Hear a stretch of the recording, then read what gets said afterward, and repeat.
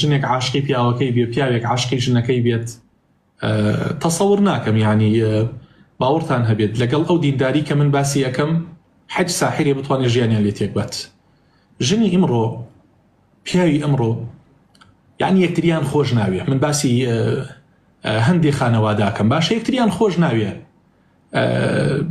لە لولەی تفەنگەوە سەیری یەکتریەکەن، ئەوەڵێ سیر ئەوەڵێ پیاس، ئەوەڵێ ڕەش ئەوەڵێ سپی، باشە یعنی ئاشتیەک لەو ماڵەیان نیە، زەردەخەنێکی تیان نیە، بە قوربانێکی تیان نیە، بە ساقەیەکی تیان نیە، ئامێزێکی گەرمی تیان نیە، نانێکی خۆش لەو ماڵەیان ناخورێت.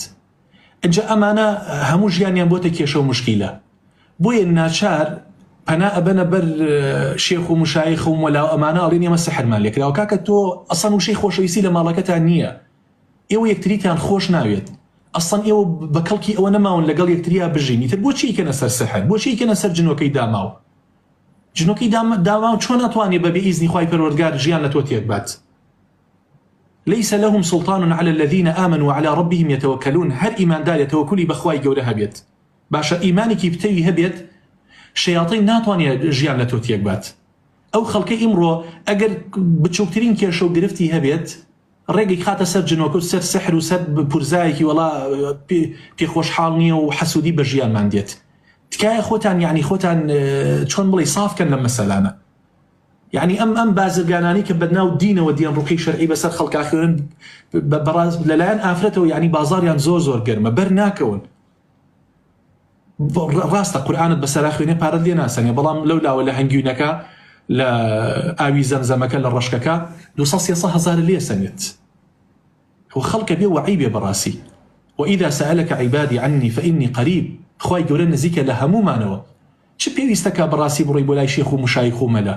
کورەکاکە من چیم بەدەستە؟ من خۆم ئازارم هەبێ عیلاجە خۆم باشە؟ ئەگە بە عیلاجەکە چارەسەر نەبووم ڕوقی شەرعی بەسەر خۆم ئاخوێنم، ئازاری سەرم هەبێ حەوجە سوڕەتی فاتحای بەسەر ئاخوێنم، تەوەکولم بەخوای گەورەیە، شیفا هات نەهات سەبرە گرم، فإن مع العسر يسرا إن مع العسر يسرا. يعني بالضبط يعني تۆ خۆت ئەزانی سوور ئەزانی کێشەی خێزانیت هەیە، سوور ئەزانی تهدیدی کەسێکی نامەردت لەسەرە، باشە شتێکی شاراوە لە ژیانتا هەیە ناتوانی بیدرکێنی، ئەگە بیدرکێنی ڕەنگە کێشەکە گەورە بێتەوە. ئەم خەفەتە قوڵ بۆتەوە تا ئەوەی وای لێ هاتۆ بێتاقەت دەکات، بێزارت ئەکات. اینجا بۆچی بە درۆ شتەکە ئەەکەیتە سەر جادو و سحر و مەلا و ئەمانە؟ ئێمە ئەزانین جادوویەکی زۆر ئیمڕۆ ئەکرێت، بەڵام مانای ئەوە نییە هەمووی سەر بکرێت. ساحرێکی زۆر لە ساحەکەیە ئیش ئەکەن، بەڵام مانای ئەوە نییە هەر سحرێکیان لە هەر کەسێک کرد سحرەکەیان سەر بگرێت. ڕەنگە لە 100 سحرا 10 سحر سەر بگرێت، بە تایبەت سحر کاریگەری لەو کەسانەکە کە ئیمانیان لاوازە، کە تەوەکولیان بەخوای گەورە لاوازە. وێ تەوەکولتان بەخوای گەورە هەبێت پتەو بن، ژیان یەک جارێکە تۆ پێویست ناکە هێندە لەرزۆک بیت، تەوەکولت بەخوای گەورە بێت، یەقینت هەبێ. خوای گەورە فەرمێ فەلا تەخافوهم وخافونی إن كنتم مؤمنین.